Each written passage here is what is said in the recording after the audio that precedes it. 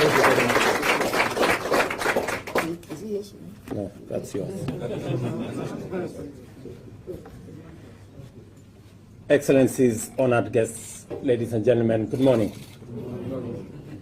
I was informed this morning that the drizzle that you see outside is because I carried some of it from Nairobi. It is indeed a pleasure for me to be here this morning on this very important ceremony as we celebrate what we can do together. And that's why I'm honored to join fellow African policymakers, esteemed investors, industry leaders, and development partners for this symbolic bell-ringing ceremony at the London Stock Exchange.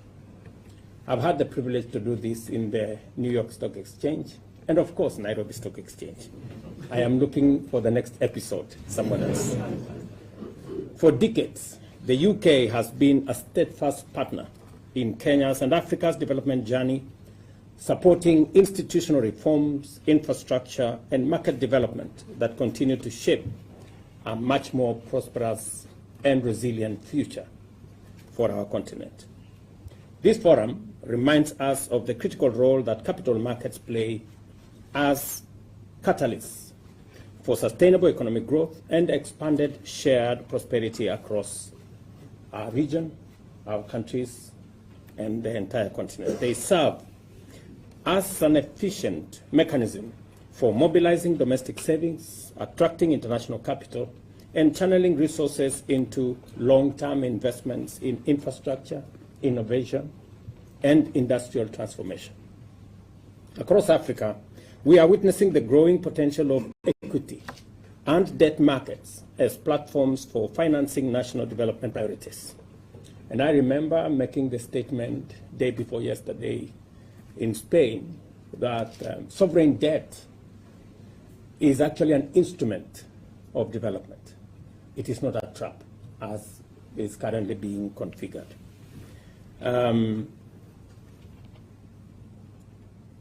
Well-functioning domestic capital markets enhance economic resilience by cushioning against exposure to volatile capital flows.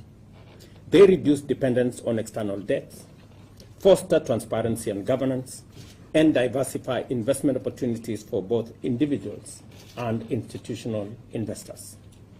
Kenya is committed to the development of its capital markets, particularly through strengthening the Nairobi Securities Exchange. This commitment is underpinned by strategic reforms and refreshed market-focused strategy under the leadership of the new Nairobi Stock Exchange team. Supported by fiscal consolidation, effective debt management, and a strong currency, these reforms helped the Nairobi Securities Exchange emerge as Africa's top performer in dollar returns last year. And this was a study that was undertaken by Morgan Stanley Capital International. As government, we have equally made a strategic decision to broaden Kenya's stock market appeal to both local and international investors by earmarking key state assets for privatization through initial public offerings at the Nairobi Securities Exchange. We are committed to a structured, time-sensitive program that identifies and reduces and prepares a robust pipeline of key government assets to be privatized through the stock exchange or improved through private sector participation. As part of this initiative, we plan to list the Kenya Pipeline Company through an IPO in 2025, offering investors a unique opportunity to deploy capital in one of Kenya's most strategic infrastructure enterprise. I am pleased to note that across Africa, governments and regulators are pursuing similar initiatives aimed at deepening market participation, expanding product offerings, and unlocking the value of strategic public assets through listings and private sector partnerships. Ladies and gentlemen, the UK remains a steadfast and strategic partner in advancing Africa's capital markets. Beyond the London Stock Exchange roles as a global financial hub, the UK government, through the Foreign, Commonwealth and Development Office, has been instrumental in driving capital market development in the continent. Programs such as Mobilist, in partnership with exchanges like the Nairobi Securities Exchange and the Nigeria Stock Exchange, are helping democratize access to investment and promote financial inclusion. By leveraging listed equity and debt instruments, including green, gender, and climate bonds, these initiatives are unlocking capital for impactful and sustainable projects, while improving transparency, investor confidence, and long-term returns.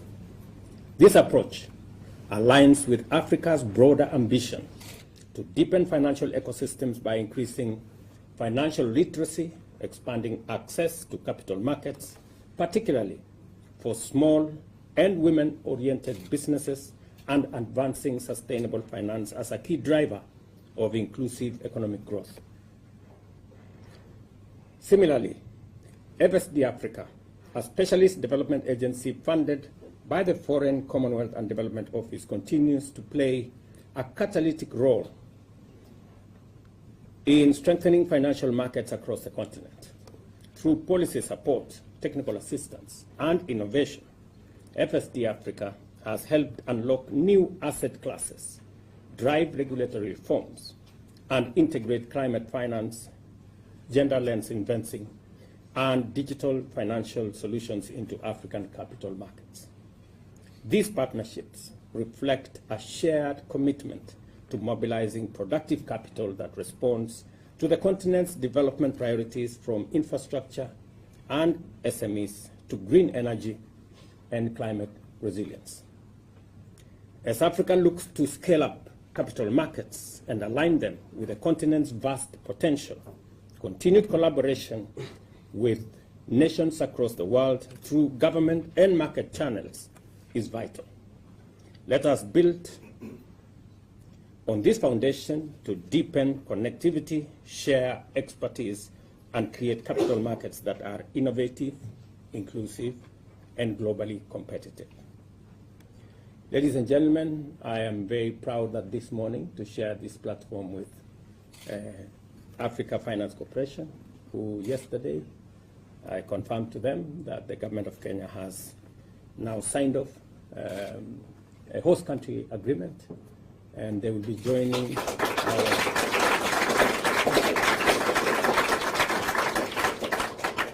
our list of premier corporations in Kenya, alongside Global Health, Bupa Global Health, again, who yesterday we signed on board to come and open their office in Nairobi. And later this morning, we will be signing off with Lloyd's of London, a premier insurance company, the oldest, I'm told, again, to join the list of companies coming to Nairobi as a financial hub. This tells you the story of Kenya being ready, prepared, willing, available to do business.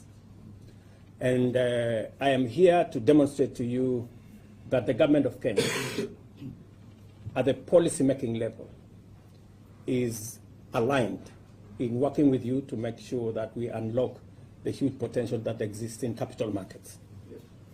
It's not just government of Kenya. Even the financial district of Nairobi, the governor of Nairobi is here to demonstrate that the leadership of the city itself is also aligned in making sure that we tap into this great resource that can be used to drive development and create inclusive prosperity. And to just confirm to you that we will be having a conversation later, and I want to thank my brother, Professor Orama, for his leadership and belief in the African continent. It is that belief that helps us create networks and work with others across the globe. And I am to confirm that we will be looking at opportunities of cross-listing some of the assets that we are doing in Nairobi Securities Exchange so that we can see how we can improve liquidity by cross-listing with London Stock Exchange. So thank you very much. Welcome. Welcome to Nairobi and welcome to Kenya.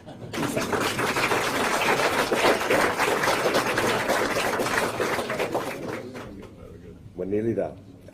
So, with our heritage of over 300 years, we have a few traditions around these parts, a bit of protocol. So I'd like to present the President with a memento of today's event, and also we have our register where we sign for every market open, every market close. We commemorate that with a page and a signature, and everybody here is welcome to sign the books who say they were here, and this goes in the annals of history of the London Stock Exchange. So maybe if we could stand at the front, President, and I'll hand this to you. Okay.